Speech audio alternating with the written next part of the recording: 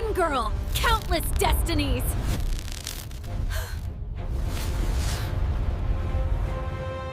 Hello everyone, welcome to What If Deku Fem and MHA Female Verse Reacts to Multiversal Timelines movie. Before we start, please go support Jeff3302J for writing that awesome fanfic. This is the translated version I made. There will be some mistaken characters' gender, but of course Deku is a male. Several girls will wake up in an unknown place where they will see several multiverses of someone they thought was unimportant. Chapter 1. Jeff. I'm bored, looking at several screens, taking a breath, acknowledge, and come. Here. A door opened and they appeared. And, can I offer you something, sir? Kneeling. Jeff. I'm bored, so, a roulette wheel appeared. I want you to spin the wheel, so it brings me my next victims. Smiling macabrely. Acknowledge. Is that why you called us? A little annoyed. TSK, whatever. Spinning it and the arrow stopped on one that said BNHA Fem. Jeff. This will be fun. Taking mind control of Acknowledge and, prepare everything and make me some popcorn with extra butter and a large soda. And, as you command, sir. Leaving. Jeff. Acknowledge, pull the lever. Acknowledge. Yes, my master. Pulling it, several beams of light appeared in the place. Jeff. Yes, ha ha ha ha, laughing maniacally. While End was waiting for the microwave popcorn was ready and it exploded, sending End flying and crashing into the wall. And, ouch. Back with Acknowledge, we saw a portal open and several female figures fell out. Jeff. Haha, I've brought life. Receiving a blow to the head. Acknowledge. Nobody manipulates me. And who are these? Looking at the unconscious figures. Jeff. They, my friend, are our guests. Now, if you'll excuse me, I have to prepare my entrance. Leaving. Acknowledge. Oh, come on, this idiot. Being sent flying through the wall. Jeff. Don't forget your position here, Acknowledge. With a sepulchral voice, making him tremble. After a few hours, the girls began to wake up little by little. Oh, where are we? A green-haired girl spoke. TSK, and now what happened? Looking around, and where the hell am I? An ash-blonde girl spoke. After a few hours, little by little, they all began to wake up. Female version. Where are we, young Izumi? What's happening? Izumi. I don't know. Analyzing the situation. Neely, female Nezu. Be alert. TSK, that hurt. Calling everyone's attention. Heroines. Villains. Villains. Heroines. Just as a civil war was about to break out, the lights went out, alarming everyone. Then they saw two red spheres moving in the darkness. Jeff. I see you've woken up. Who are you? Without lowering her guard. Jeff. I am the one who brought you here. Understanding the lights. They were all surprised to see someone sitting on a throne. Endeavor. And who are you? Ready to attack. Jeff. I am God. Surprising a religious woman. Endeavor. Hahaha, don't make me laugh. But with a snap of his fingers, he eliminated all the oxygen in the room, causing everyone to kneel and turn blue. Jeff. Well, now do you believe me? Smiling. Everyone, including the villains, nodded, except for the number 2 heroine. Jeff. You still don't believe me? Staring at her. Endeavor. I believe you. So, snapping his fingers again, he restored their oxygen. Itsumi. TSK, damn it. Breathing heavily. Jeff. Do you want me to do it again? Making the ash-blonde girl shake her head. Neely. And what are we doing here, Lord God? While breathing heavily. Jeff. Please call me Jeff, and I brought you here to see multiverses. Making 3 girls scream like crazy fans. May. I thought that was impossible. Excited. Melissa. But how is that possible? Also excited. David. The result, if it were true, was from 0.00001% that multiverses actually exist. Melissa. Dad, looking at her father. David. Hello, honey. Melissa. What are you doing here? David. I was freezing and then I appeared here. Ouch, that hurt. Where are we? Izumi. Mom, impressed. Inko. Oh, hello, honey. Itsumi. Witch, what are you doing here? Getting hit. Mitsuki. Who are you calling a witch, you damn brat? Afo, Fem. Could someone translate what they mean by multiverse? Jeff. But was interrupted. David. Multiverses are several alternate realities that are divided into thousands or maybe billions of ourselves. They were all processing the information until after a few minutes they all understood. Izumi. Excuse me, Jeff, but whose will we see? Itsumi. Obviously mine, with airs of grandeur. Jeff. You're wrong about that. Itsumi. What? Angry. Jeff. By the way, I removed their quirk so they wouldn't do anything stupid, looking specifically at the ash blonde girl. Jeff. By the way, I see some people are missing, going to the lever.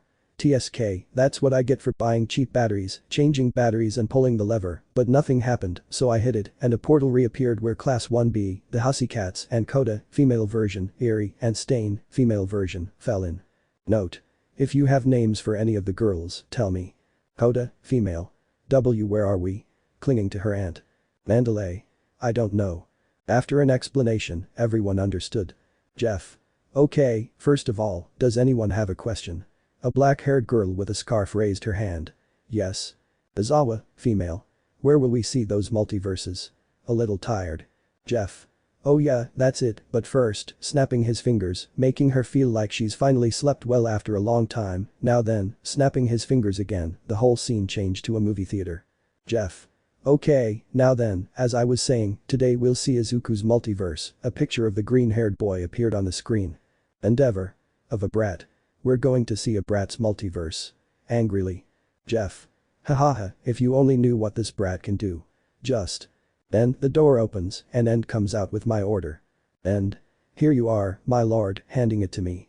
Jeff. Thank you. Now let's begin. Chapter 2. The screen lights up and music starts playing. Jirou. What's this universe about? Jeff. Well, it's a rap. Cheering up two people. He was beaten and bullied in his terrible childhood. Unfairly mistreated, always one against three. There was no hero to rescue him at that time. Facing all his pain and suffering alone. He never followed the crowd. He always had his own judgment. Certain attitudes that bordered on the improper. Made him reason differently. From what the common people thought. Why do monsters always have to lose the duel? All. Monsters, surprised. Jeff.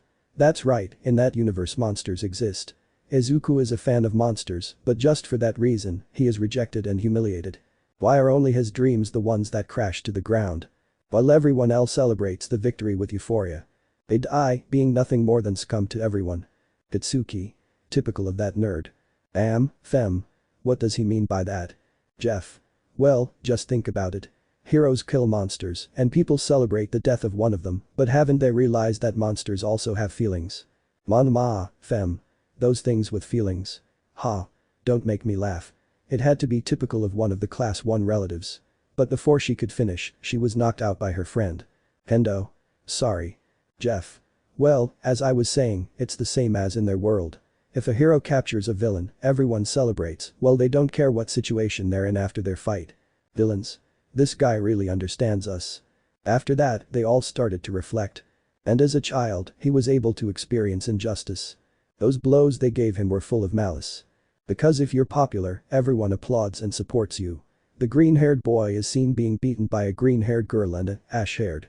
They were all impressed to see who they were, they turned to look at them and saw that the green-haired girl had her head down. Lita, Fem. Izumi, that's not heroine behavior. Izumi. With her head down, I'm sorry. Especially if you're weak, they just take advantage and run you over. The hatred and resentment became palpable inside her. Determined to take revenge and become the best. She grew up giving her all in every tough training session. Driven by the strong flames of resentment. They will feel his fury, the weaker his mere presence causes terror. The day any effort has become futile. It is time for them to feel pain. Sooner or later everything is settled. And today they must pay for their immense resentment. He endured cruelty, iniquity. And became a monster to change the society. Jirou. Well, the course is good. P. Present MIC Fem, you're right. After years of training with Silver Fang. He sought his own path and began attacking. Those who called themselves heroes and were exalted in glory. Crushing the weakest without giving them escape. He wanted everyone to know of his fearsome presence. To show that the heroes were guilty of incompetence. Everyone was surprised by the massacre caused by the green-haired boy. Momo. WW like. Jeff. You see, he became a kind of anti-hero, he's like you, pointing at Stain, who was surprised. Stain, female. I think he would be a good ally. And without hesitation, he caused a brutal massacre. Sweeping the ground with the vigilantes like a hurricane. Hunting heroes through the streets, he forgot his humanity. This human-turned monster will have no mercy. He will make them feel the same pain he felt in his childhood. And they will tremble with the terror caused by his vengeance. There is no turning back. Nothing remains of the innocent child. Now he is a ruthless and demented beast. The injustices of the world turned him into a monster who only wants to see the panic on their faces. Some girls, as heroines, felt sorry for the boy since he was blinded by hatred. At that moment, the symbol of peace could only clench her fists in helplessness. They will feel his fury, the weakest, his mere presence causes terror. Today, any effort has become futile. It is time for them to feel pain. Sooner or later, everything is settled. And today they must pay for their immense resentment. He endured cruelty and iniquity. And he became a monster to change the society. After so much fighting, he ended up wounded. Wandering wearily, he didn't feel defeated. He wanted to regain his strength in an abandoned place. But he quickly realized he was surrounded. Everyone was surprised to see Class 1A together with Class 1B. Beta, female. Well, at least we'll capture him. Tatsumi. Finally, I'll kill that nerd. And he went with his body full of mortal wounds. To fight without complaint against his hated rivals. Who attacked him without mercy or clemency. But even so, they would be massacred against Izuku. Battered, bleeding, infected with poison. Everyone was in shock at how someone with those wounds could defeat them. Tatsumi. How the hell did that nerd beat us? Jeff. Well, he trained very hard. He had to face the dangerous and powerful Genos. And as if that weren't enough, Silver Fang arrived. With his brother, wanting to deliver the final blow. He seemed lost before the brutal force of his enemies. But his pride, will, and strong motive made him resist this tremendous onslaught. And they would rescue him, but he will return for revenge. They will feel his fury, the weakest, his mere presence causes terror. Today any effort has become futile. It is time for them to feel pain. Sooner or later everything is settled. And today they must pay for their immense resentment. He endured cruelty, iniquity. And became a monster to change the society. Jeff. What did you think? J. I represent Mick, Fem. The song was beautiful. Kurajiri, Fem. Sensei, the boy would be a great help. She whispered to the number one villain. Afo, Fem. You're right. Inko. Izuku. Watching the screen as a traitorous tear fell from her eye. Izumi. Seeing her mother like this, hugging her. Jeff. Well, we'll see the next one. But then two girls approached me. Eri. Excuse me, sir, could you give us some? A little shy. Hoda, Fem. Nodding his head. Jeff. Didn't I tell you? Just imagine the food you want and it will appear in front of you. So each one made what she wanted appear. Chapter 3. Jeff. Okay, let's continue, but first let me explain what this is about. A few hours after the explanation of Nanatsu no Taizai, everyone was impressed by what was said and a nun began to pray. Inko. So, my son is the heir to the Demon King's throne? Jeff. That's right. Well, let's begin. Belonging to the elite of demons. It is never enough. He feels his enormous power. Cruelly ravaging everything. He's ready, the brutal massacre against all the clans has begun. Everyone was impressed by the freckled boy's power. No one said a word.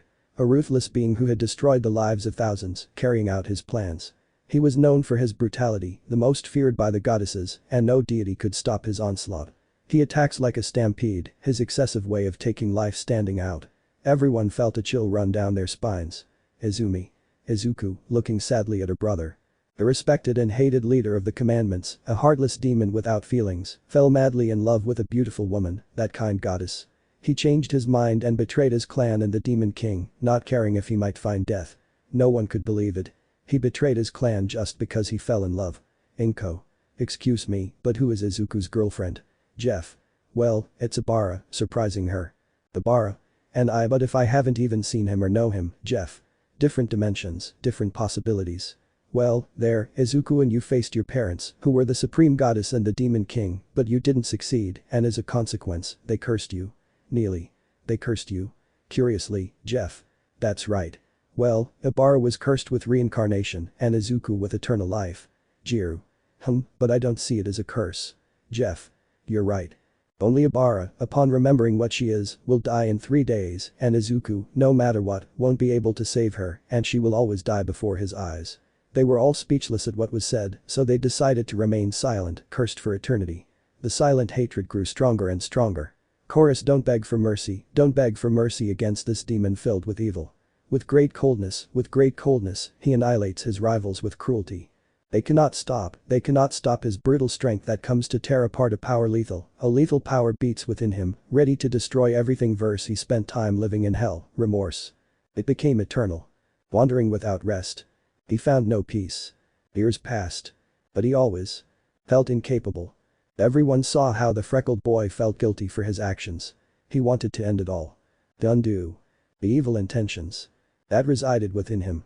No matter how hard he tried. The hatred always exploded. It gave no respite. When all his anger erupted. Like a raging volcano. It devastated everything. Uncontrollable power. That destroyed the kingdom of Danifer. A foe, female. He destroyed an entire kingdom. Surprised, as were the others. Jeff. That's right. His anger was so great that upon seeing his wife dead, he couldn't bear it any longer and unleashed all his rage, destroying the kingdom. Everyone except the villains became sad, as they too would be upset if they saw a loved one die.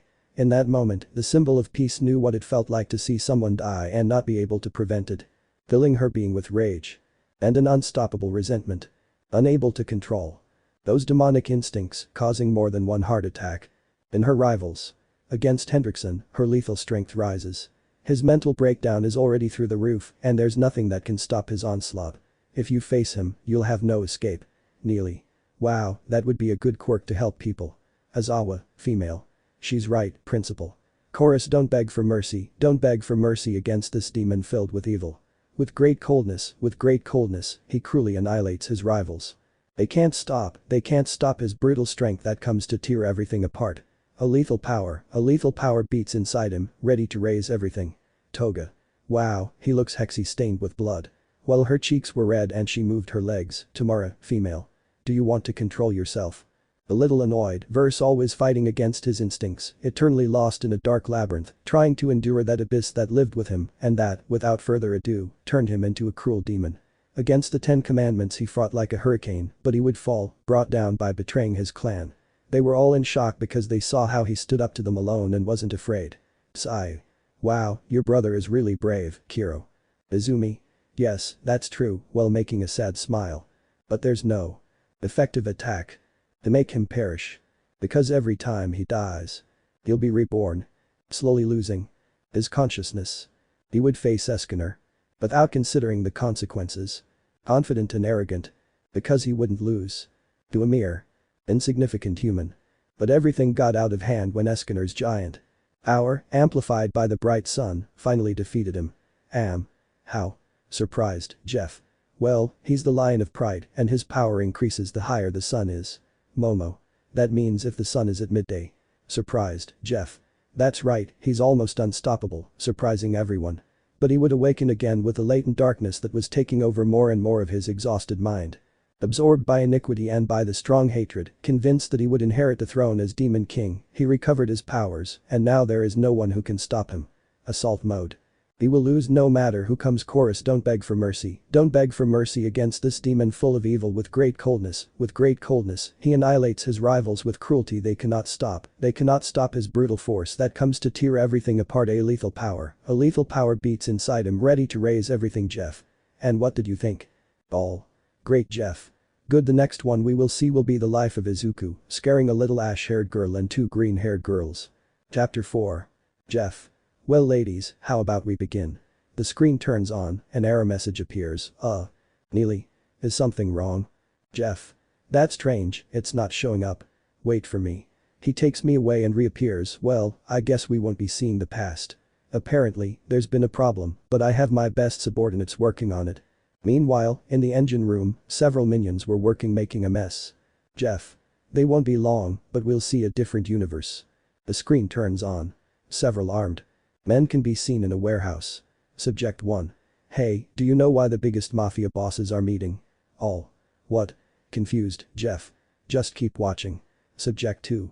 I don't know, but it must be something big if they're all going to be here. At that moment, several black cars started arriving. The mafia bosses got out. Boss 1. Well, this better be quick. I have things to do. Boss 2. Always so annoying, as always. In a mocking tone, Boss 3. Stop it already. Fighting, I don't like seeing you either, you know. Boss 4. TSK, who was the bastard who summoned us all? Annoyed, do you have a problem with that bastard? He spoke in a tone that sent a chill down the spines of everyone present, both on and off screen. Boss 4. That's right, and when, but he didn't finish because he fell dead from a gunshot. All the men pointed their guns at him. Then a green-haired man was seen sitting calmly. All. Jeff explains. In that universe, Izuku is the boss of a mafia more feared than the Yakuza, astonishing everyone. You see, in that universe, Inko died, leaving Izumi and Inko in shock, and Hisashi took over Izuku. But Hisashi was the leader of Izuku's mafia and he died because he was betrayed by his friend. Izuku then took over his father's mafia and his father promised him that he would be the greatest mafia boss that ever existed, just like his father. Izuku also avenged his father's death. Everyone was surprised, especially Inko. Inko? Wow, that's it. I'm speechless, still surprised by the information. Boss 1. Izuku, lower your weapons. Boss 3. We thought you were in the United States. Izuku. That's right, but I decided to return sooner than expected, he said it so calmly that it scared everyone. I've also realized that someone has been stealing, in an angry tone. Boss 2. But then nobody would do that to you. Izuku. Getting up from his seat and approaching the subject, who became more nervous with each step the green-haired boy took, slapping him so hard he fell to the floor. Do you really think I'm so stupid I wouldn't notice, you steal from the hand that feeds you? Angrily, stabbing him in the leg, fem. Wow, he's really angry. Fem. Of course I'd be angry. To be honest, I would have done the same if someone did the same to me. Scaring the villains a little, boss 1. So what if we do? We're fed up with living in the shadow of a brat like you. Besides, snapping his fingers, several assassins appeared. I think it's time the king fell. Boss 3. He's right. Pulling out a gun, you make us look like idiots and always you take the credit. Everyone was surprised by the revelation. Seriously, he would do something like that. Izuku. I see, smiling. Boss 1. What are you laughing at? Izuku. You know why you'll always be in my shadow. Because I'll always be 2 steps ahead of all of you, snapping his fingers. The lights went out and only screams and gunshots could be heard. The place fell silent and the lights came back on, showing everyone dead. Boss 1. But what the hell? But he was pierced by a sword. Boss 2. Damn it. But. She was shot by the green-haired boy. Izuku. Always so annoying, aren't you, Stain? Stain, female. Hey, it's not my fault I was late because of the heroines. All. Stain. Stain, female. You. Surprised, but what am I doing here? Jeff. Simple, Izuku offered you a large sum of money and he also promised to help you eliminate the fake heroines. Stain, female. Wow. Without noticing, she had a slight blush that went unnoticed by everyone. Izuku. Well, that doesn't matter. Shooting the last remaining boss. Stain, female. Now fulfill your part of the deal. Izuku. Of course, I'm a man of my word. He went to take out the money in several bags and gave it to Stain. Stain, female. A pleasure doing business. Izuku. By the way, I see you're wearing the perfume I gave you. Smiling mischievously. Stain, female. It's not what it seems, blushing. But in a swift movement, Izuku stole a kiss, letting go of her and getting into the car. Izuku. Well, whenever you want, you know where to find me, winking at her, then leaving the place, leaving Stain very flushed and not moving from the spot. Jeff. What did you think? Nobody said anything, since they were all looking at Stain, who had blushed and even fainted. Jeff. Sigh, it's best to take a break. Chapter 5. Jeff. Okay, let's get started. Excuse me, but what are we going to see? Jeff. Izuku's past, but first, snapping his fingers, 2 figures appeared. Gran Torino, female. Where am I? What happened? Female AFO, female. Sensei Nana. Nana. What happened? After a short introduction. Nana. I understand. So we'll see multiverses of her brother, pointing at the green-haired girl. Jeff. Exactly. Oh, by the way, if you want something to eat, you just have to think of it and it will appear in front of you. Gran Torino, female. I understand, her food appears and she sits down. Jeff. Well, we'd better continue. The screen lights up and shows 2 green-haired girls playing. Izuku. Are you excited? Izumi. That's right. I'll finally see what quirk I have. Izuku. You'll be the best hero. Giving her a smile. Off screen, Izumi remembers how she always used to play with her brother. That she discovered her quirk. Inko. Izumi, are you ready? Izumi. Yes. Now the scene changes to where they were bothering a child. Izuku. Hey, leave him alone, getting in the middle. TSK damn nerd, get out of the way. Izuku. Kachin, stop it already. Pitsumi. Why would we do that, making mini explosions? At that moment Izuku returns to see his sister, but what he received was a beating from the 2 of them. Everyone outside in the room was in shock by what they saw. Stain, fem. Well, after all you're just like all the other fake heroines, looking at the green-haired girl who could only lower her head. Mitsuki. Giving her daughter a blow to the head, what were you thinking, brat? Itsumi. TSK, what I do is none of your business, she said it angrily, but inside she was sad. The scene changes showing little Izuku being mistreated at home, receiving insults and blows from his mother and his sister. Then Izuku went to his room, which consisted of a mattress and some rather dirty sheets. The little green-haired boy lifted the mattress and took out a photo where he looked happy with his family. Izuku. I love you all, hugging the photo, he fell asleep. Some of them couldn't take it anymore and started to cry. Mitsuki. How could you do that to her? Looking at Inko. I'm sorry, shedding a few tears, female. I'm disappointed in you, looking at the green-haired girl who couldn't take it anymore and started to cry. Def's thoughts. What right do you have to say that? But don't worry, the best parts are at the end. Now we see Izuku in middle school where everything was getting worse.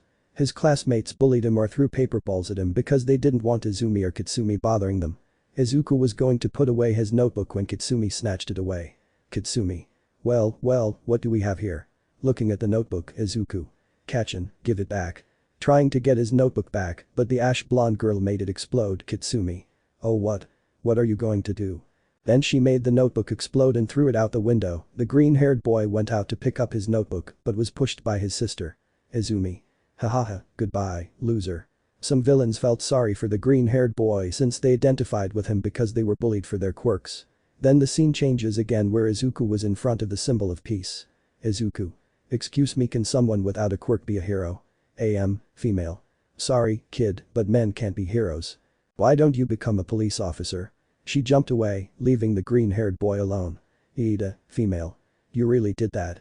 Looking at the heroine. Female. But she couldn't find the right words. Then she looked at her teacher, only to see her looking at her with disappointment. They all started arguing, but then they were drawn to the green-haired boy's voice. Izuku. I can't be a hero. As tears fell, his smile slowly faded. Then he approached the edge of the building. Izuku. Maybe Kitsumi is right. Maybe in another life I can fulfill my dream. The screen went black. The room fell silent. No one said anything. The atmosphere became tense and uncomfortable. Jeff. Well, I'll be right back. I have things to do. Disappearing. Chapter 6. Jeff. Okay, now that we're all a little calmer, how about we look at a possible future? Everyone. We'll look at the future. Surprised. Jeff. Nope, a possible future. Okay, let's begin. A slightly older, green-haired man in an elegant suit appears. Izuku. Today is the day everything will change. Neely. What do you mean everything will change? Jeff. Well, according to this, Izuku is running for president. Surprising everyone. Now Izuku is being recorded by many cameras. Izuku. Citizens, I ask you to listen to me. We men are only undervalued for not having a quirk. We are nothing more than hex objects to be used as heroines, but it's time to put a stop to this. All the citizens stopped and paid attention to the screen, vote for me, and I promise you equality. No one will be undervalued anymore. I want a world where it doesn't matter if you have a quirk or not. I'm just looking for a better world for all of us. Have you ever wondered why villains exist? They exist only because they are bullied for having a quirk, just because it's supposedly villainous. The girls were impressed by what the green-haired boy said. No one said anything. The villains were impressed by the freckled boy's words. He was right. Izuku. So, ladies and gentlemen, I ask you to think. I know you will make the best decision, but ask yourselves this question. Don't you want a world where no one is valued less? Then, fading away, female. The boy is right. Calling everyone's attention, Nana. What do you mean? Female. Do you think we chose to be villains? But she received no answer, female. We have simply been bullied and always called villains because of our quirk. That's why I became one, because if a villain is what they wanted, I was going to give them their villain. Supported by all the villains, the heroines were surprised. They always thought villains existed because they wanted to cause trouble. Izumi. And what happened? Drawing everyone's attention, Jeff. Well, Izuku won the nomination. Surprising everyone, now the green-haired boy is seen getting out of the car with some bodyguards. Izuku. Wait for me here. He then enters a bar where the villains are. They were all surprised. What was he doing there? The villains were surprised at how he discovered their hiding place. The green-haired boy sat at the bar and ordered a drink. Gurujiri, female. What's the president doing here, giving him the drink? Izuku. I want to speak with your leader. Surprising everyone. Tamura, female. Why do you want to see me? Give me an explanation so I don't kill you. holding up his hand with one finger raised to avoid killing him. Momo. He's crazy. Why is he there? Shota. I don't know. While looking at the screen. Izuku. Taking the drink, I want to see the leader of your league. At that moment, a screen appeared and lit up, showing AFO, female. AFO, female. What do you want, Mr. President? Izuku. I would like to speak with you personally. AFO, female. Very well, Kurogiri, bring him here. Obeying, Izuku was teleported in front of the most feared villain. AFO, female. Well, what do you want? Izuku. I want your help. All. What? Surprised by what he said, AFO, female. My help, and may I ask for what? Izuku. That simple. I want a world where there is peace, so I ask you to help me achieve it. AFO, female. And what do I get in return? Izuku. That's easy. Both you and all the villains in your league will have freedom. You won't have to hide anymore. Of course, at first it will be a problem, but I ask you to trust me. AFO, female. She was surprised but distrustful of what he said. It was too good to be true. Izuku. Well, here you go. Handing her a card, when you have the answer, just call me. Before I go, I'll ask you something. You don't have to answer. You've suffered a lot, haven't you? He saw how the villain just nodded. I know you think that I will only see you as an object for my benefit, but I'll tell you something. I know what pain is. I understand your suffering. What I want is peace. Well, with your permission, I'll take my leave. They left, leaving AFO in shock because of what the boy had said. No one said anything. They were truly surprised. The boy really knew the pain the villains had gone through. At that moment, all the villains began to praise Izuku. AFO, female. The boy will achieve great things. All the heroines were speechless, as this was truly astonishing. Izuku arrived at the place where he was going to give his speech. People were shouting his name, and he stood in front of them to deliver his speech. Izuku. Thank you all so much for coming. Today is the day we will proceed to create a better world, so I am going to enact a new law. Taking some papers, the first will be that from today onwards, quirks will be prohibited. More than one of them almost had a heart attack from what she heard. Female. He's crazy. Nearly. Prohibiting heroines. That will make the villains attack more frequently. Izuku. From today onwards, any use of a quirk will be seen as a threat. There will no longer be people more important than others. All heroines will be given ordinary jobs. There will only be a few heroines whom I personally choose. They will have my permission to use their quirks. I am doing this because there are only heroines who want fame or money, but that ends now. Any heroine who refuses will be seen as a threat and will be captured and imprisoned. Thank you. Jeff. What did you think? Heroines. He's crazy. Villain. He's a savior. While everyone, even AFO, was wearing shirts with the freckled boy's face on them, Jeff. Where did you get that? Kurogiri, female. We just thought of some t-shirts with his picture on them and they appeared. Jeff. Well, this isn't over. Green-haired boy is seen sitting, filling out papers. Secretary. Mr. President, does anyone want to see you? Izuku. Tell him to come in. At that moment, AFO enters along with Tamura and Kurogiri. Izuku. What brings you here? AFO, female. I accept the deal. Izuku. I'm glad to hear that. Then we see how years passed, and worldwide, all countries did the same as the green-haired boy. The former heroines can be seen with normal jobs, some following their dreams before wanting to be heroines. Jeff. Well, that's all. Izumi. What happened to us? Jeff. Well, each of you followed your dreams before wanting to be heroines. For example, Kyoka became a very famous singer, Izumi and Kitsumi became heroines since Izuku knew it was his dream, but he just wanted you to stop bothering him because he was always receiving letters from you asking for permission to be a heroine. In the case of the villains, Kurogiri opened a restaurant that is the most famous in all of Japan, making her ashamed since that was her dream, and the list goes on and on. Jeff. Well, that's all for today. What other universe do they want to see? Chapter 7. Jeff. Today we'll see a rather special universe, but first, pulling the lever, Acnologia fell from the ceiling. Acnologia. Damn it, what the hell? Why didn't you just call me? Jeff. I already called you to take the girls, pointing at Koda, female, and Eri. Acnologia. Are you kidding me? Do I look like a babysitter? Jeff. Just take them to the minions, they'll take care of them. Acnologia. TSK, whatever. In a swift movement, he disappeared with the girls. Mandalay. What was that? And where are the girls? Izumi. What did you do to Eri? Jeff. I sent them somewhere else so they wouldn't be traumatized. Well, we'd better see. Izuku can be seen wearing a purple guard's uniform, watching the cameras. Izuku. Today will be the day it all ends. Just then, the sound of the clock striking midnight. Izuku. Let the game begin. While grabbing an axe. They all felt a chill run down their spines. Then, on the security cameras, an animatronic bear was seen walking. Izuku started making noise on the wall, then began running towards the animatronic, attacking it repeatedly until he dismantled it. Izumi. See, could you explain? Jeff. Well, you see, in that universe, Izuku is a security guard at a pizzeria. Kitsumi. How the hell is that thing alive? Jeff. Well, how to put it, some years ago, Izuku killed some children. All. What? Endeavor. What do you mean that brat killed children? Izumi. No, he wouldn't do that, alright. Jeff. Well, it's the truth. He killed them, but the children's souls are inside an animatronic seeking revenge. Inko. But what have I done? I've created a monster. Jeff. And not just any monster, you created one that in just 3 days could have all of Japan at its feet. Neely. That kid is dangerous. Azawa, female. We have to capture him. As soon as possible. Meanwhile, with the AFO League, female. That boy will be a great help to the league. Kurajiri, female. She's right. Tamura, female. We have to find him. Stains, female. Thoughts, if I find him first, he can help me eliminate the fake heroines. All the heroines villain Stains thoughts. We have to find him as soon as possible. At that moment, other animatronics appear, this time a purple rabbit, a pirate fox, and a yellow chicken. The 3 of them are heading towards the green-haired boy, only to receive the same treatment. Several scenes are shown where Izuku dismantles all the animatronics, and at the end, their souls are released. Izuku. Hahaha, finally I'll be at peace. Now nothing will stop me from continuing. He leaves, but turns around to find the souls of the children. They are all impressed. Nana. Those are Jeff.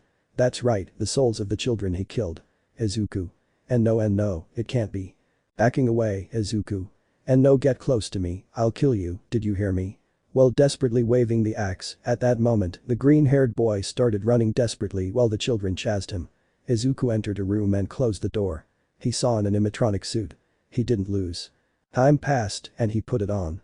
Then the door was knocked down by the children. Izuku. Hahaha, now you can't do anything to me. Hahaha. But the suit malfunctioned, killing him. They all had horrified expressions. Some covered their mouths to avoid vomiting. 2 green-haired girls were in shock, while the villains were just as shocked as the others. This was the most painful death, even for them. It was too much. Even Toga couldn't help but make a face of disgust at the scene. Endeavor. That. Jeff. We'd better take a break. Snapping his fingers, bringing the girls over. Iri. That was amazing. While holding a caramel apple. Hoda, female. Yeah, those things are really fun. Then they see the others' faces. Iri. What happened? Izumi. And nothing. Chapter 8. Jeff. Well, to forget about the previous universe, today we'll see one that music lovers will enjoy. Ioka. Yes. Jeff. Well, I'll tell you what it's about. Izuku is a fairly well-known singer, and after 5 years of touring the world, he returned to Japan where his last concert will take place. Izumi. Wow, so he's a singer. Jeff. That's right. Well, let's begin. Izuku. The scene in a very luxurious hotel. All he could do was sigh and lie down on the bed, but then his manager enters. Manager. Mr. Izuku, don't forget that your concert is in 3 hours. Izuku. Sighing, I understand, thank you. Manager. Sir, is that alright? Izuku. Yes, it's nothing. Smiling, I'd better get ready. Manager. I understand. So the green-haired boy showered and got dressed for his concert. When he left the hotel, there were many fans shouting Izuku's name. The green-haired boy gave some autographs and took some drinks. Photos, it was almost impossible for him to get through the crowd of his fans. Kyoka. Wow, being famous must be really difficult. Jeff. That's right, since Izuku's whole life is completely controlled, from his bedtime to his meals, not to mention the various interviews and recordings he has. It's very stressful. Leaving everyone surprised, Izuku arrived at his destination. After a few minutes, the stage was full of people. Representative. Izuku, it's time for you to go on. Izuku. Okay, it's time. So he went on and everyone got excited. Then he started to sing.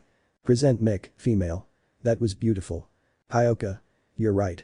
Each of the heroines, as students, gave their opinion about the freckled boy's music. Meanwhile, the villains were also giving their points of view. Once the concert was over, the green-haired boy left, quickly surrounded by his fans, repeating his routine of giving autographs and taking pictures. Some girls took advantage and kissed him. Seeing this, they didn't know why, but they felt a little jealous. Then, in the middle of the crowd, the green-haired boy saw a purple-haired girl being pushed until she was lying on the ground. He quickly approached her. "Izuku. Are you okay? Why yes. A little nervous, Izuku. How about I buy you a coffee?" Receiving a nod since the words wouldn't come out, the green-haired boy, with the help of his bodyguards, arrived at his car where, upon entering, they both relaxed. Izuku. Sighing, that was much more intense. Then he sees the girl, "By the way, my name is Izuku, just Izuku." Upon hearing that, some green-haired girls felt a pang in their hearts. Then the girl removed her hood. "My name is Kyoka Jirou. Izuku. Nice to meet you, Kyoka," giving her a smile that made her blush. The girl's friends were surprised. They looked at her and saw her with a slight blush as she played with her hacks. They watched as time passed and Izuku and Kyoka went out, whether for coffee or to the movies, until they became a couple. Of course, Izuku wore inconspicuous clothes to avoid being noticed by his fans, since he still remembered when they were walking through a park and the wind accidentally blew off his hood, causing both Izuku and Kyoka to run for 3 hours until they managed to lose their fans by entering an alley. Then the green-haired boy and the purple-haired girl were seen having dinner. Izuku knelt down and proposed, making the girl very emotional. Throwing herself towards Jeff. "Well, that's all. Kyoka. Excuse me, what happened next?" Receiving everyone's gaze, causing a shiver to run down her spine, Jeff. "Well, you got married and had 2 children that Izuku takes to his concerts and they always go out to have fun when they finish." Everyone who saw the photo couldn't help but sigh at how cute they were, even the villains, which surprised some of the heroines, but they didn't pay much attention to it. Jeff. "Well, that's all for today." Chapter 9. Jeff. "Alright, today we'll see something interesting. Female. And what's this universe about?" Jeff. "Well, let's just say the villains will like it. Making them happy, while the heroines could only sense the worst." The screen lights up and a green-haired boy can be seen in his room. "Izuku. I'm sorry if I weren't so weak, you'd still be here. Holding a photo, I swear they'll pay." Then a baby's cry is heard, so Izuku put down the photo and went to the room where he turned on the light and approached a crib where there was a beautiful baby girl with dark blue hair with some green tips. The green-haired boy held her, and the little one calmed down. "Izuku. It's okay, I'm here now." While rocking her from side to side, then the freckled boy went with the little girl to feed her. "Izuku. I promise I'll finish off all the heroines so you can grow up in a world of peace." Time skip 5 years, you can see a green-haired girl was training her daughter, while news reports showed several heroines disappearing.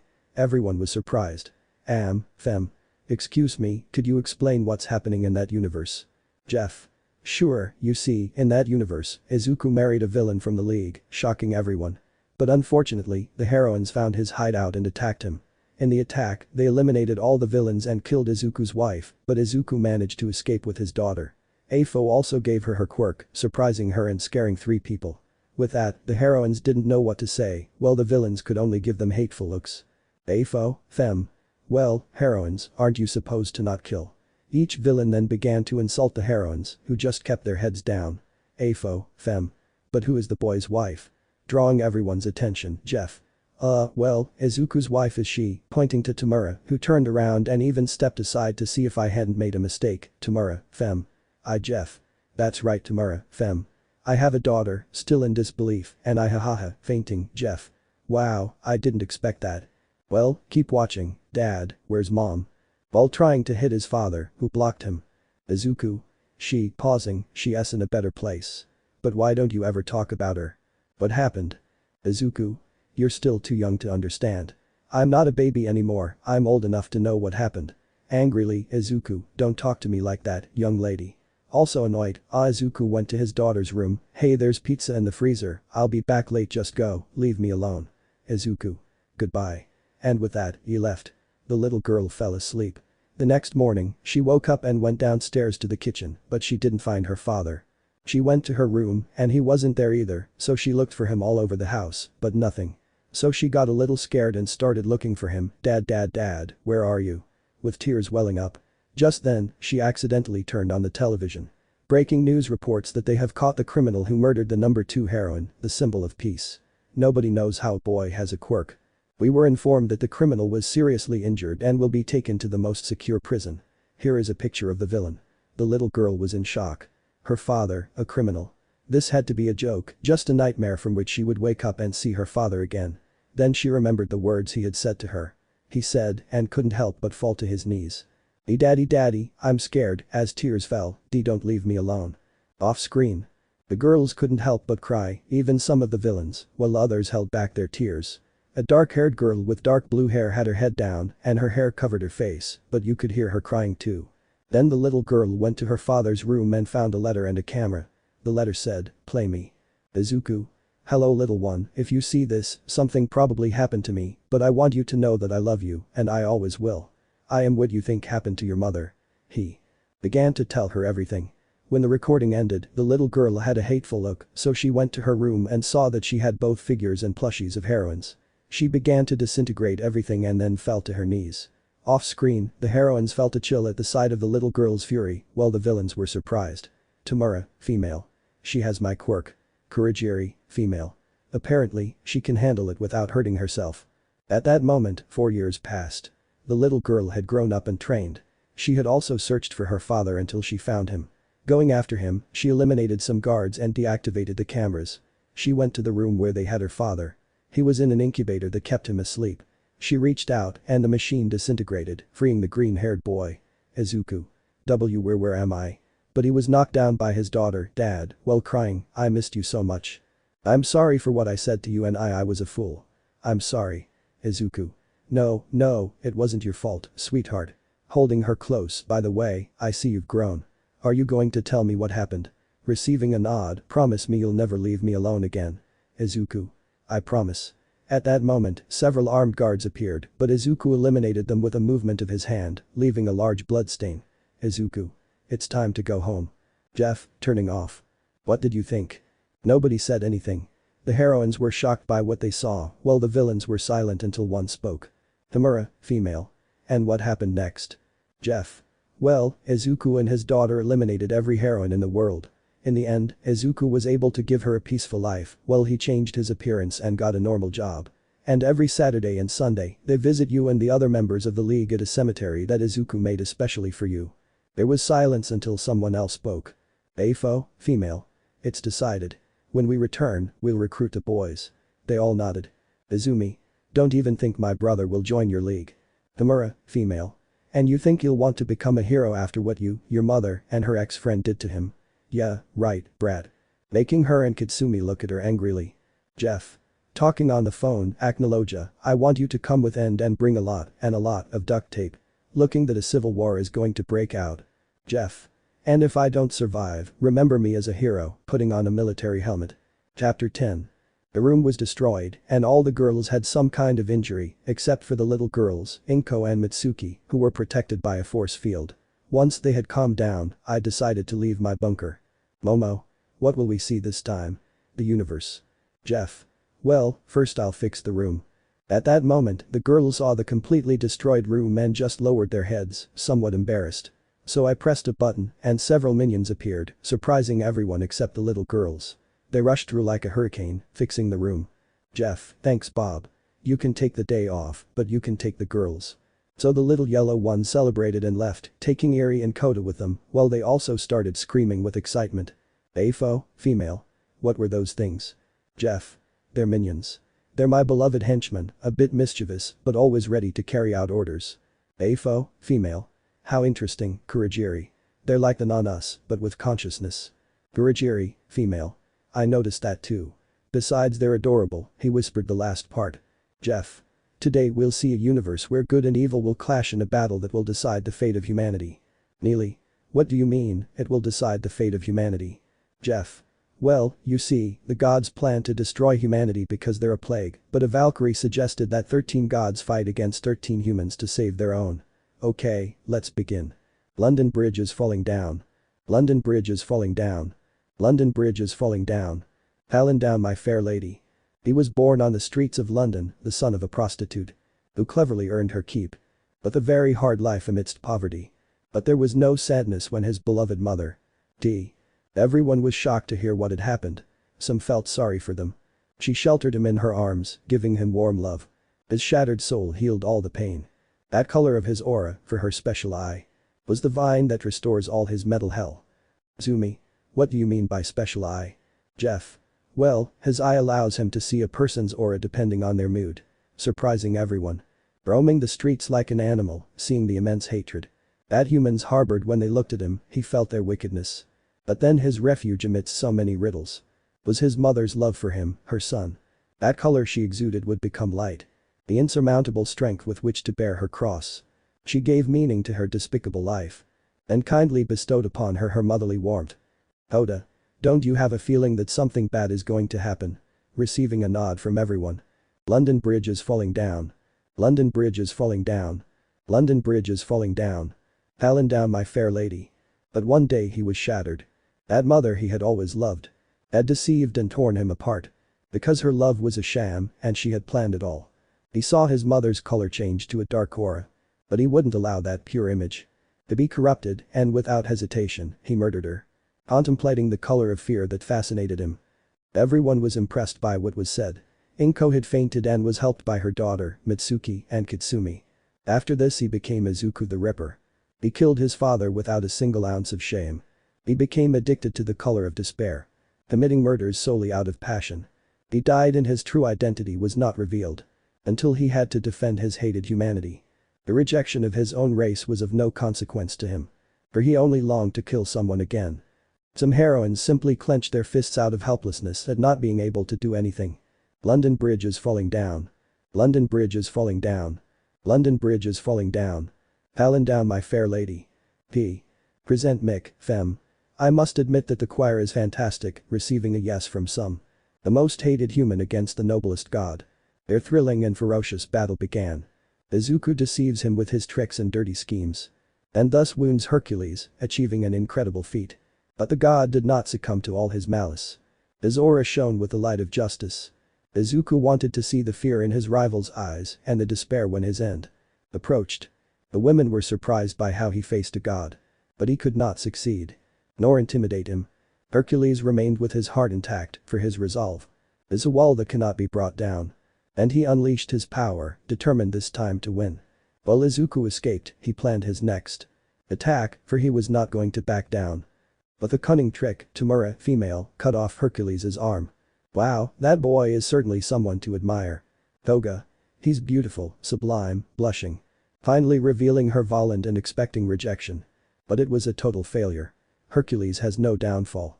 And with a single punch, he tore Izuku to pieces.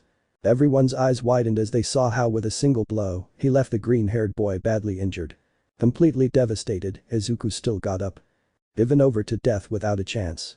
But when he was about to die, his will awoke. And pierced the body of the kind deity. At that moment, Hercules, on his deathbed, lovingly and sincerely embraced him tightly. Izuku couldn't see the fear in his eyes, for the color the god projected until the very end was that of noble love. Jeff. And what did you think? Villains.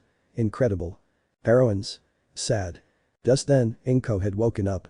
Inko? What happened? Jeff. Well, how about in the next video we see Izuku from his world? Izumi. Really? Excited. Female. Wow, she's really excited. Izumi. It's just that I haven't seen my brother since he left home. Sadly. Chapter 11. Jeff. Okay, are you ready? Receiving a yes from everyone. Jeff. Good then, let's begin. The screen lights up. The screen lights up and shows a green-haired boy sleeping, but then he hears, turn on the lights. Izumi. Excuse me, didn't you say we'd see my brother from our universe? Jeff. And that's what we see. Then water is thrown on the green-haired boy, waking him up. Guard 1. Look who woke up, the little princess slept well. Mockingly, Izuku. I am glad to see you too, Max. While putting on his shirt, which made the girls blush, outside the screen, female. Why is young Izuku there? Jeff.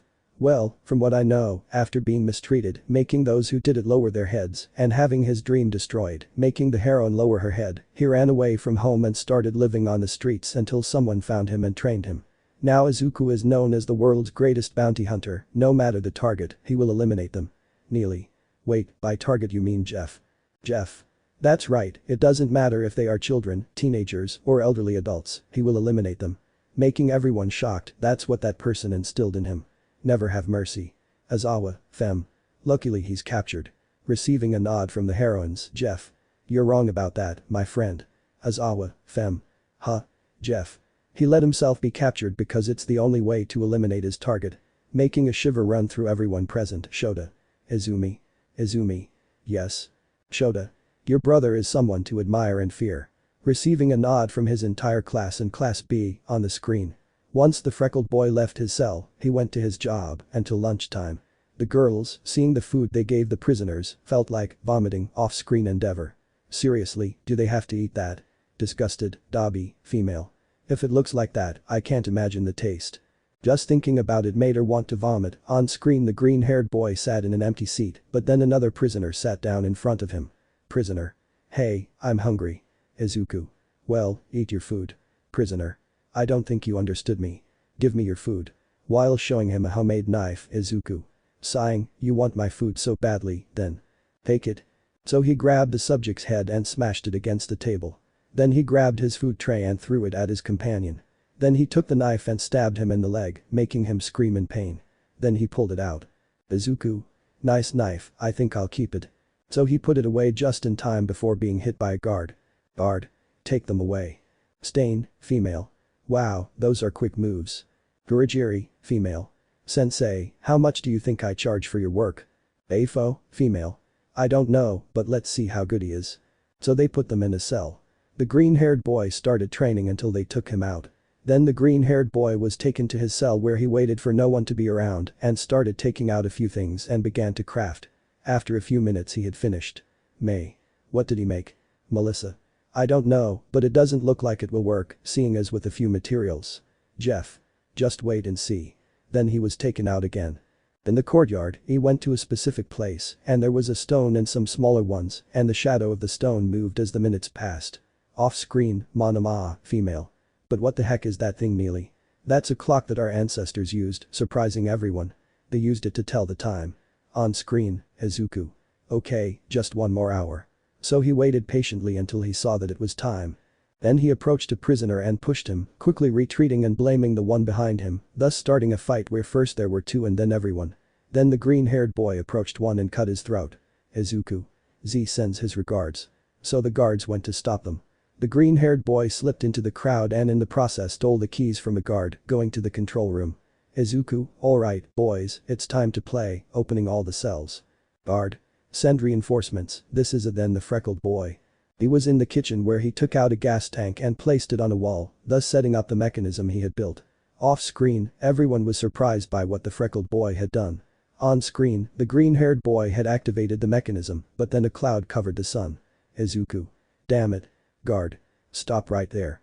Pointing his gun at him, turn around. So the green-haired boy turned around. Guard. Now come here slowly.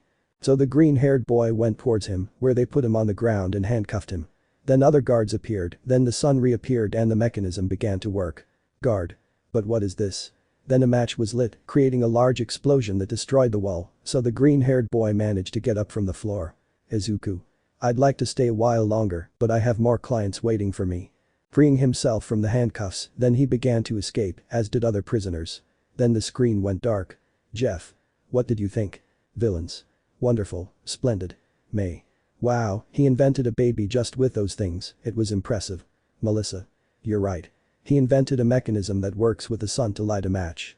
The heat, upon contact with the escaping gas, created an explosion. Izumi. So my brother is a villain. Inko. But what have I done? Afo, female. Kurigiri is determined to return.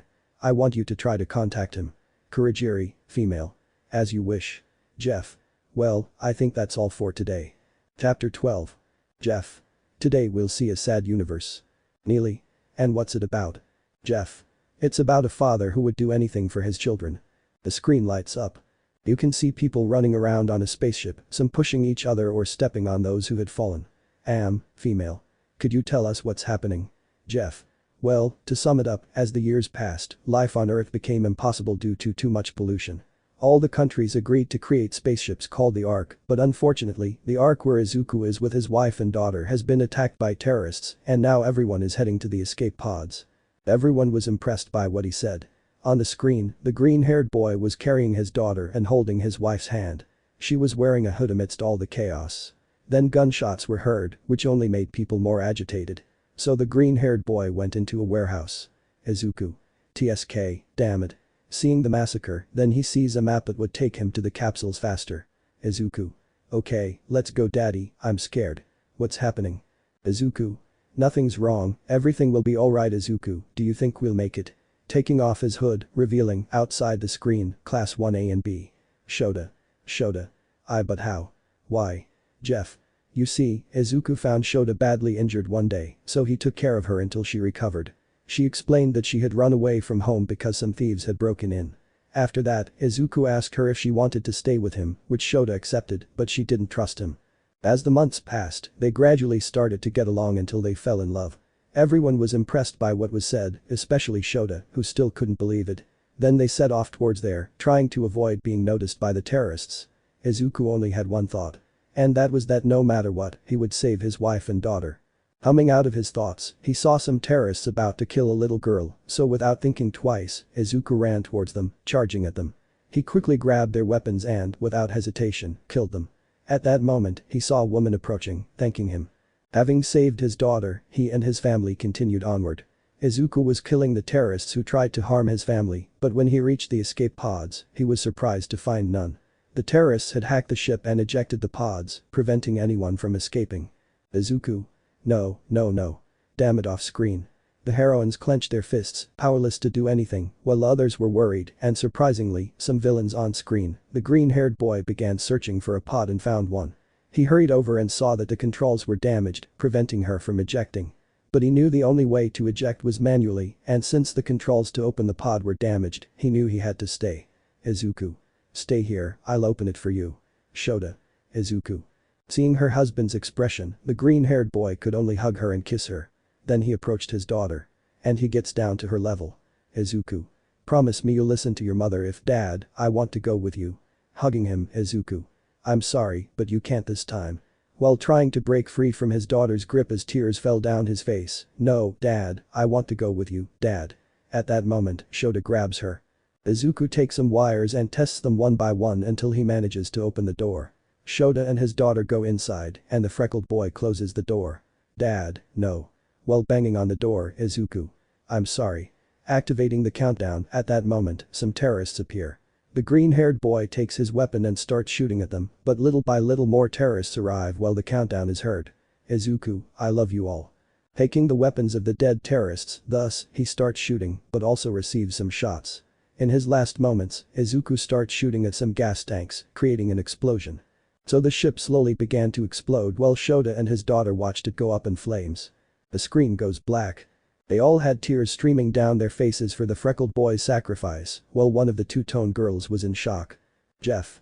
We'd better take a break. Chapter 13. Jeff. Okay, now that we're calmer, how about we see what will probably happen in the future?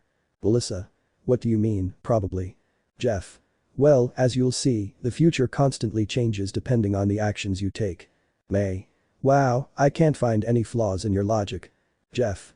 Well, we'd better begin. The green-haired boy is seen waking up in a bed. Izuku. TSK, what happened? But as he tries to get up, he feels a weight enter, so he raises his head to see that the entire league of villains was asleep and completely naked. Izuku. What the heck? Off screen.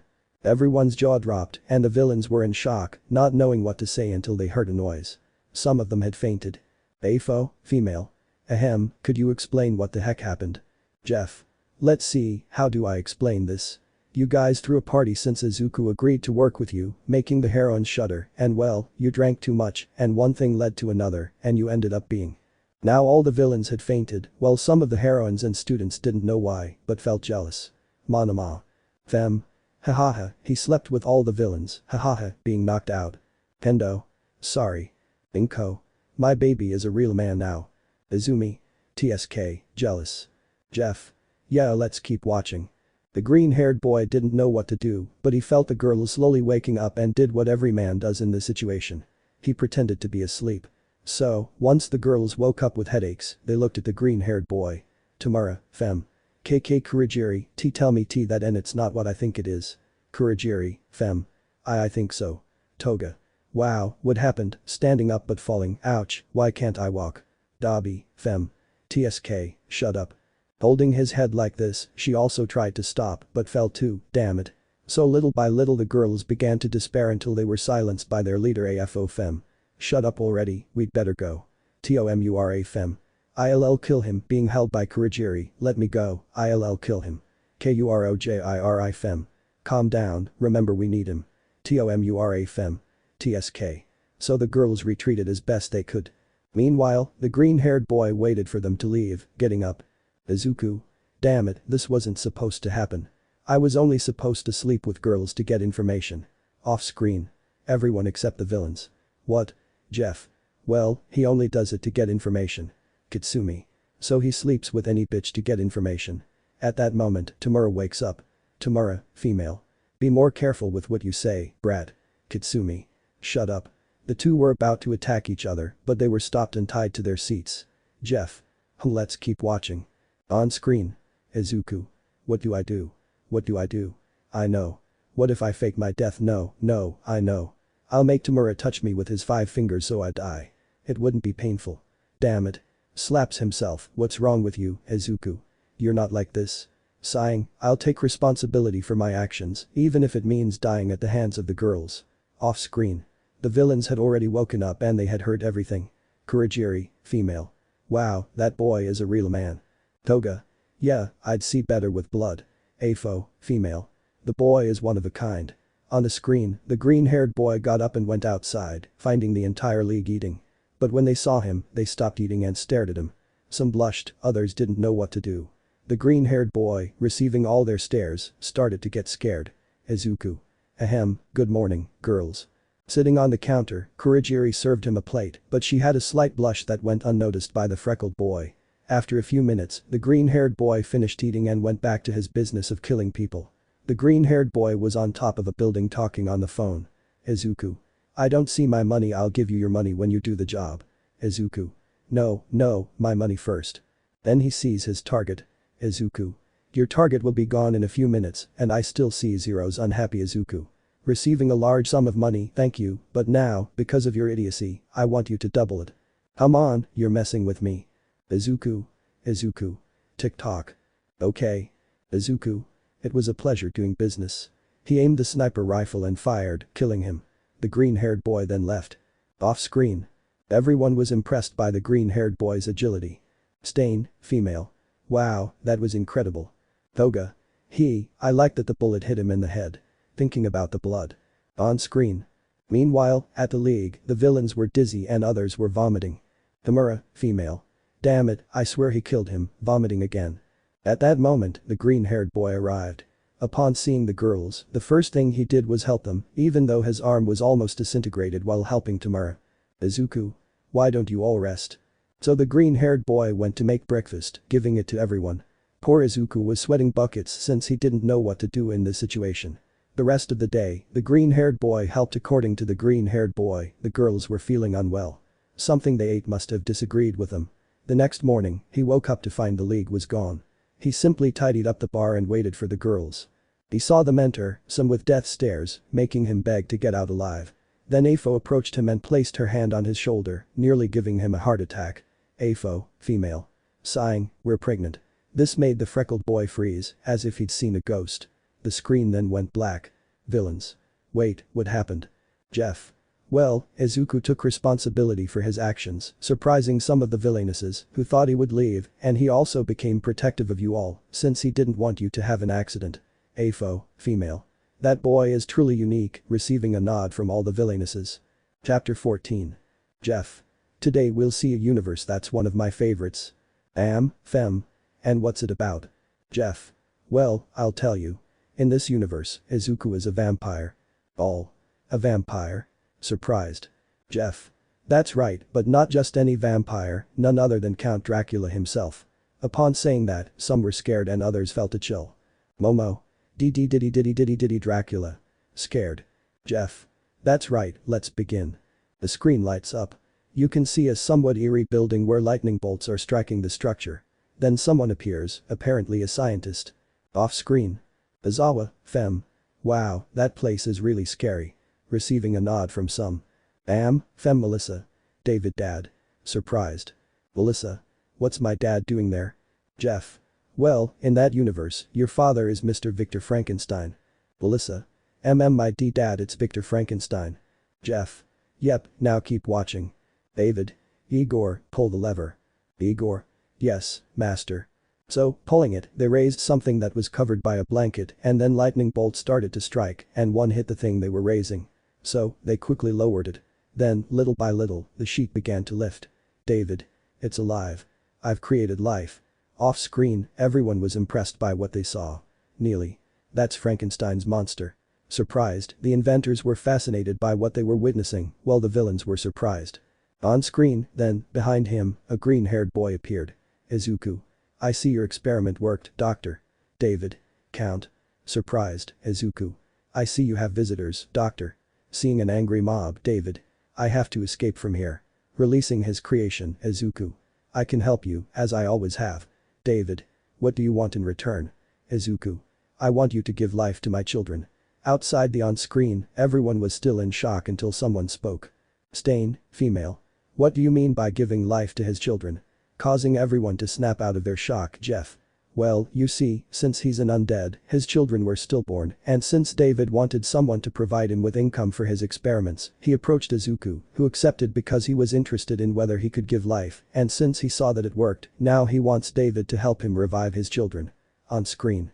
David. I accept. I don't want them to destroy all my research. Izuku. Good, wait here, Doctor. Then, taking out his wings, he descended and in less than a minute, the entire mob fell, decapitated, leaving a large pool of blood, while Izuku drank the blood of one of them. Off screen. Everyone was in shock. Toga. It's beautiful. Endeavor. He finished them all off so quickly. In shock. Female. He's a monster. On screen. The green-haired boy can be seen arriving at his castle with his two new guests. Then, some small creatures appeared. Izuku. Take the doctor and the creature to their new rooms. Doctor, if you need anything, tell my servants. If you'll excuse me, I have to inform my wives that our children will be returning very soon. Then, he left at great speed. Off screen, everyone. Wait, did he say wives? Jeff. That's right. Izuku is married to 3 girls. When he said that, he saw they were interested. He's married to Stain, Tamura and Toga, surprising these 3. On the screen, the freckled boy arrived at a dark room with 3 coffins. Izuku. Wake up. So the 3 coffins opened, revealing the girl's Toga. Hello baby, why did you wake us up, Izuku? I have great news, the doctor's experiment worked and very soon our children will have life, making the girls excited. At that we can see elsewhere a town full of inhabitants all armed ready to go after Izuku. There were also some hunters, while at Izuku's castle, the machine was ready to work. Izuku. What are you waiting for, Doctor? Somewhat impatient. Tamura, Fem. Why are you taking so long? Stain, Fem. I want to see my children. David. As you say. So turning on the machine, but just then they started to hear the sound of the mob. Person 1. Today will be the day we kill Izuku and his women. Izuku. TSK, it seems I have guests. Toga. What do? We can't let them in. Izuku. Patience at that the machine started to. It worked, and when the first lightning bolt struck, the entire castle lit up. Person 2. What was that? Person 3. I don't know. Person 1. What are you waiting for? Break down the door. When another lightning bolt struck, the castle lit up again, so Izuku and his wives went to see if it worked, and indeed, their children were beginning to awaken. The girls were overjoyed. Izuku. My children are alive. At that moment, the mob broke down the door and began to enter. Izuku. Why don't you teach them how to feed? Pushing the girls, so, before falling to the ground, they opened their wings, and their children followed them. The humans were scared to see so many and began to shoot, but the girls killed those with weapons. Stain, female. Come on, little ones, it's time to eat. Throwing her children at a human, and they grabbed him and began to suck his blood. Off screen, the heroines were horrified by such a massacre. No one could believe it. Some simply clenched their fists in helplessness at not being able to save those people. On screen, the green-haired boy just watched as his children they were being fed, so he went to sit on his throne where his wives then went to him, sitting on his lap. Izuku. They're beautiful. Well, the shouts of the people could be heard. Toga. They grow up so fast. Stain, female. I'm eager to teach them to hunt. Tamura, female. And I'll teach them to conquer a village. Izuku. Don't worry, my dears, there will be time for that soon. For now, let them feed. They must be hungry after sleeping for centuries. Toga. It seems they've finished. Seeing that there was no sound, Izuku. Take them to rest. After eating, they must be very sleepy. The screen then went dark. Jeff. So, what did you think? Toga. Incredible. With stars in her eyes, receiving a nod from Tamura and Stain. Jeff. Well, stay here. I'll look for another universe to watch. Chapter 15. Jeff. Well, sorry for the delay. Neely. Where did he go? Jeff. I got lost on the path of life. Izumi. And what are we going to see? Jeff. Well, I don't want to spoil the surprise. The screen lights up. A normal night is shown. Suddenly, a loud explosion occurred at a bank. 4 figures emerged, quickly jumped into their car, and a chase ensued. Subject 1. Damn it, what do we do now? Subject 2. Isn't it obvious we should shoot? The 3 companions leaned out of the window and began firing, blowing up a police car. Subject 4. Oh, damn, dude, that was awesome. Turn here. Subject 1. Are you crazy? They're following us, just do what I say. Subject 1. Whatever. The subject turned and began to accelerate, but on a curve, someone caused him to lose control, sending the car off the road and down a ravine. After a few minutes, the subject got up and out of the car, removing his mask. Off screen. Everyone was in shock because it was Izuku. Kitsumi. But what just happened? Jeff. Keep watching. On screen. Subject 1. Help me. Izuku. Taking out the bags with the money. I'm sorry, but the heroines will be here any minute. Besides, I can't leave any loose ends. Subject 1. And no, wait. But he didn't finish because the green-haired boy had shot him. So he grabbed the bags and left. Off screen. The heroines and the students were in shock.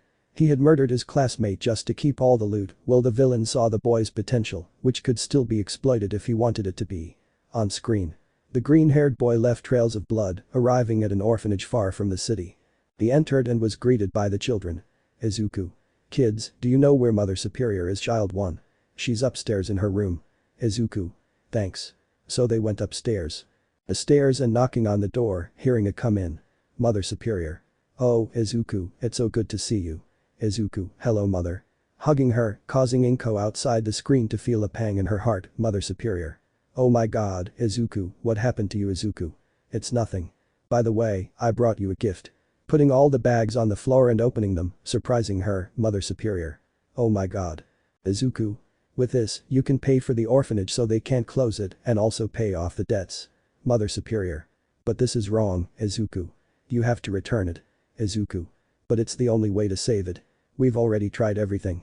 Mother Superior. But stealing, Izuku, that's not what I taught you. Scolding the green-haired boy, but just promise me you won't do it again. Izuku. I promise. Off screen. Everyone was surprised by the green-haired boy's actions. On screen. So, whenever they needed something, the green-haired boy would go out and steal toys, clothes, or food, and give it all to the orphanage until one day, he faced off against a heroine, none other than Aizawa. Aizawa, female. Stop. Chazzing the green-haired boy, the heroine stopped him with her bandages, causing his bags to fall. Aizawa, female. You're under arrest for stealing. Opening the bags and finding medicine. Infused, Izuku. You can stop me, but they need the medicine. Aizawa, female. What do you mean by need? Releasing him, Izuku. Just follow me. Picking up the bag and checking that nothing was broken, Aizawa followed the green-haired boy without letting her guard down, but she was surprised when they arrived at an orphanage. Some children came out, and upon seeing the heroine, they were impressed and surrounded her, being stopped by the green-haired boy. Izuku. Follow me. The two arrived at a room where there were some children with fevers. Quickly, the green-haired boy took out the medicine and gave it to the children, while the heroine was surprised. Aizawa, female. How long have they been like this? Izuku. 3 days. Surprising her. Aizawa, female. But why didn't you buy the medicine before? Izuku. We don't have any money. The orphanage barely got out of debt. We don't receive any money, that's why I steal. Even though I don't want to, I do it for them. Looking out the window, followed by the heroine, Aizawa, female. You won't go to jail. Izuku. What? Aizawa, female. You do good deeds, that's why I won't take you. But stop what you're doing. I'll help your orphanage. Izuku. Thank you. Off screen, Neely. When we get back, we'll do a fundraiser for all the orphanages. Receiving a nod from everyone, on screen, after that, Izuku and Aizawa saw each other frequently since she visited the orphanage and was loved by the children. Little by little, the two got along better. Before long, Aizawa began to fall in love with the freckled boy since she realized that he was kind, funny, friendly, and didn't focus on looks. Like everyone else, but she didn't dare tell him for fear of rejection. She was at home watching the news when the newscast came on. Ladies and gentlemen, we inform you that there is a chase underway. Apparently, the thief who has robbed so many stores is being pursued by the police. Here is the live image. The green-haired boy is seen escaping in the rain while the police were shooting at him. Aizawa quickly took off and the green-haired boy, without stopping, tried to dodge the shots until he was hit in the leg. Izuku. Ah. Falling to the ground, getting up and running as fast as he could. The green-haired boy stopped and began to open fire. With no other option, he went into the woods where his vision was impaired since he had been shot several times. Then he heard a noise and someone was aiming, but it was Aizawa. Aizawa, female. Izuku. Running towards him, Izuku. Hello. Aizawa, female. Idiot, idiot. Crying, Izuku. You know what, if I don't, I'm dying for this, maybe you'll kill me, making the girl laugh. Izuku. You know, I don't think this is the best time to tell you this, but I love you. The screen goes black. Everyone. What happened next? Jeff. Well, Izuku survived and became Aizawa's partner, and now, if my watch isn't failing me, they're getting married right now. Making the heroine blush. So tell me, darling, what did you think? Aizawa, female. Not bad. While hiding a deep blush. Jeff. Well, that's all for today. Chapter 16. Jeff. Alright girls, I won't be with you today. I have some business to attend to. Headmistress, with this you can see universes. Handing them a tablet, I'll also leave someone here in case you need help. Snapping his fingers, summoning Acnologia, well, goodbye. Acnologia. Wait. But it was too late. TSK. Neely. Well, let's see if there's anything interesting. Starting to look for something until one caught her attention, she squashed it. Izumi. Excuse me, Headmistress Neely, but what did you put on it? A little curious. Neely. I don't know, it just appeared on the tablet. The screen lights up. The green-haired boy can be seen on top of a building. Izuku. I think I've got nothing left. My dream is over and my life is nothing but crap. Maybe Kitsumi is right and in my next life I can have a quirk. Heading towards the edge of the building. Off screen. Inko. Is he going to, covering her mouth. Kitsumi. TSK, stupid. Worried. On the screen. The green-haired boy had crossed the railing. Izuku. Well, I think this is the end. I think so. Izuku. Excuse me, who are you? Turning his head off the screen. All. Jeff. Surprised, female. But how? Acnologia. Sometimes the gods can intervene. While eating a hamburger, Neely. But what is he doing there? Acnologia. I don't know, he sometimes intervenes in some universes just because he's bored. He said it casually. All the girls were surprised. On the screen. Jeff. Oh, you can call me Jeff and tell me, kid, what's your name? Izuku. My name is Izuku Midoriya, sir. He said it sadly. Jeff. I know that look. Sitting on the railing, why don't you sit down and tell me everything? Maybe that way you'll feel better, kid. Izuku. Sighing, I think telling my problems to someone will let me go in peace. So she began to tell him her whole life story, and the more she remembered of her terrible life, the more tears began to fall. Off screen, all the girls couldn't help but shed a few tears too. AFO, fem. Wow, and then they say we're the villains. As eyes slowly settled on the two green-haired girls and one ash-blonde girl, they shrank back in their seats. On screen. Izuku. And well, that's pretty much my life. While trying to wipe away his tears, I think that I am a Deku. I'm sorry and I didn't. Jeff. Hey, hugging him, don't worry, sometimes crying helps release all our pain. So the green-haired boy hugged me and started to cry, letting out all the pain he had, while all I could do was comfort him. He was like a little boy who had lost the love of his mother, his sister, and his heroine had destroyed his only dream. After a few minutes, the green-haired boy had calmed down. Izuku. Thanks for listening. Jeff. Don't worry. By the way, kid, I can fulfill your dream. Izuku. My dream? Jeff. The one about being a hero, or whatever you want to be now. I don't really care. Izuku. Really? With a smile, but how? Jeff. With this. Taking out a small box and showing him a green ring. Izuku. A ring? Confused, Jeff. Like this? It's not an ordinary ring, Izuku. Izuku. Oh no. Jeff. No, if you put it on, you can create anything. You just need your imagination. Taking the ring, so you want it. Izuku. Well, Jeff. Go ahead, do it. Taking the boy's hand and putting the ring on it. Jeff. Well, kid, I think it's getting late. Standing on the railing. Izuku. Wait, will we meet again? Jeff. Well, Izuku, maybe our paths will cross again in the future, and I hope that when that happens, you'll fulfill your new dreams. Extending my arms. Izuku. Wait, what? But before he could say anything, I had already dropped, startling the green-haired boy.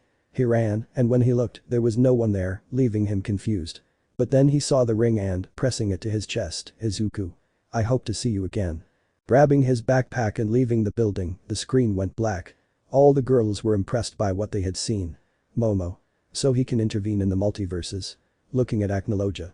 Acknowledge. Yes, all gods can, but some prefer not to and simply observe. At that moment, his watch alarm began to ring. Acknowledge. Well, I'm off. My shift here is over. And with that, he left. Chapter 17. Jeff. I'm back. Startling all the girls. Neely. Young Jeff. Jeff. Yes. Neely. If you can go help other universes, why didn't you help young Izuku from our universe? Catching everyone's attention, especially the Midoriya family. Jeff. Well, that's a very good question, and the answer is because the Izuku from your universe took a different path, one I didn't have to interfere with. I only intervene if necessary. Izumi. And why didn't you appear and give him a ring like you did for my brother from another universe? Angrily. Jeff. Oh, I see. So you saw that universe, huh? Well, you see, little one, angrily making her even angrier, if I had given him a power, he wouldn't be following the path of becoming a hero anymore, since you and your friend, the symbol of peace, did him the favor of shattering his dreams and hopes. He would only create someone who would bring his world to its knees. After he finished speaking, the three girls lowered their heads in disbelief. Jeff. And tell me, knowing this, would you still want me to have intervened, receiving a denial from the green-haired girl? That's what I thought. Inko. Excuse me, is there any possibility that Izuku will forgive us? Hopefully. Jeff. No, in all the universes that exist, he doesn't forgive them in any of them, since their hatred and resentment is too great. You had your chance to change, but instead you continue to treat him like trash. Making the green-haired girl feel bad. Jeff. Well, today I bring you a very special universe, but first I'll explain. 2 hours after he explained everything about Dragon Ball, they were left surprised. Jeff. Okay, today we'll see a fight between Izuku's son and Momo. Making her blush, but before we begin, making a box of tissues appear where Momo is. Fem. And what's this for? Jeff. Believe me, he's going to need it. They were all impressed by what they saw, and a dark-haired girl was crying over her son's death while being comforted by her friends. Jeff. If it makes you feel better, he can come back to life. Momo. Oh, while trying to calm down. Jeff. Yes, with the Dragon Balls. Afo, female. Excuse me, and what is the power of those Dragon Balls? Interested, as were some of the heroines. Jeff. They can grant any wish. Impressing everyone. Female. Really? Grant any wish? Jeff. That's right, except for reviving someone who died of natural causes. Well, that's all for today. Chapter 18. Jeff. Hey everyone, how's it going? I know it's been a long time, but I'm back, and this will be the last episode, so enjoy. And? My lord, here I bring the person you ordered me to bring. He throws a person to the ground. Jeff. Wonderful, but be a little gentler with him. After all, he's our honored guest. He removes the bag from his head. Who are you, and why did you bring me here? Jeff. Don't worry, I won't do anything to you, Izuku. Let me give you a quick recap of what's happened. He places 2 fingers on Izuku's forehead, showing him everything that's happened, causing the freckled boy to fall to the ground. Jeff.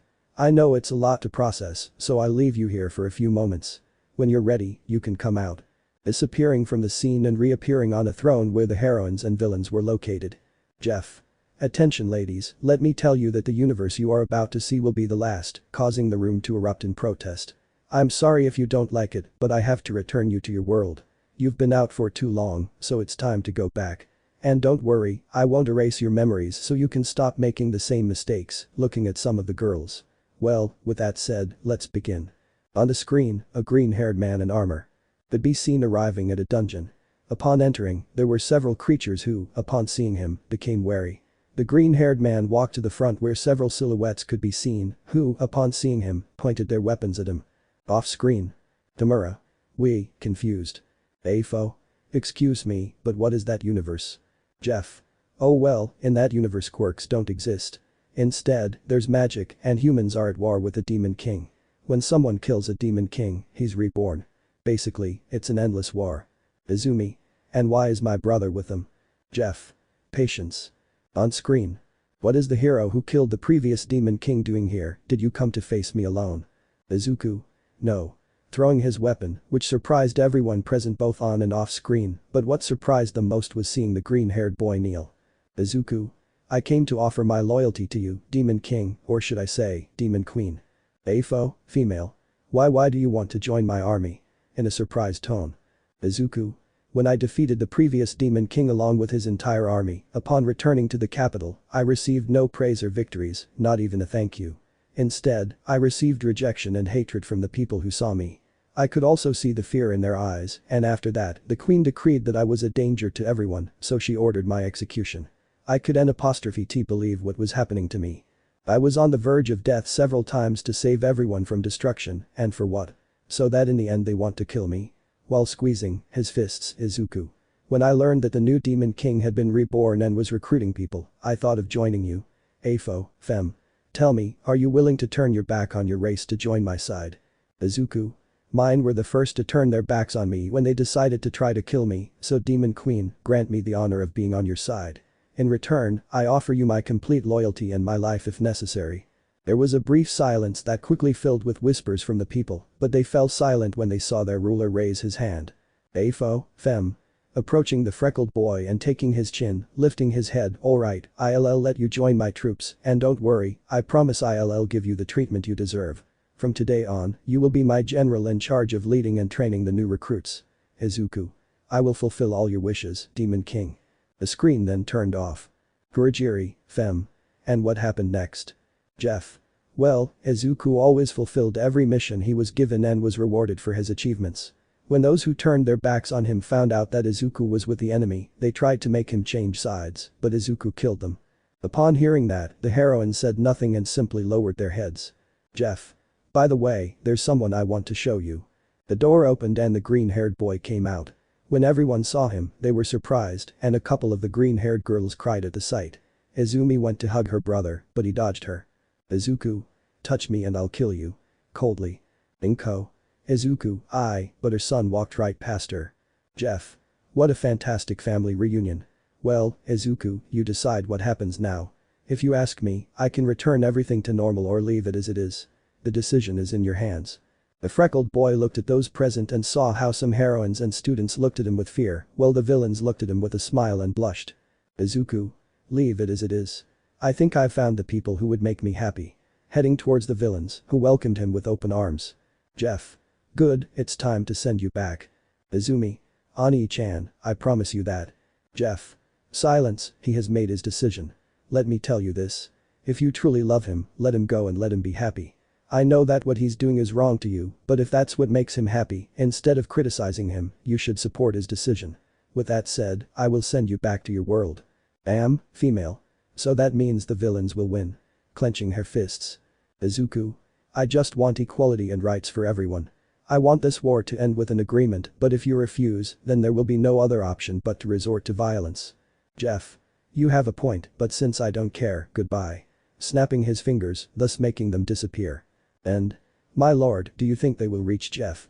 I don't know, after all, no matter what universe it is, all humans will make the same mistakes and will always try to blame someone else. Acnologia.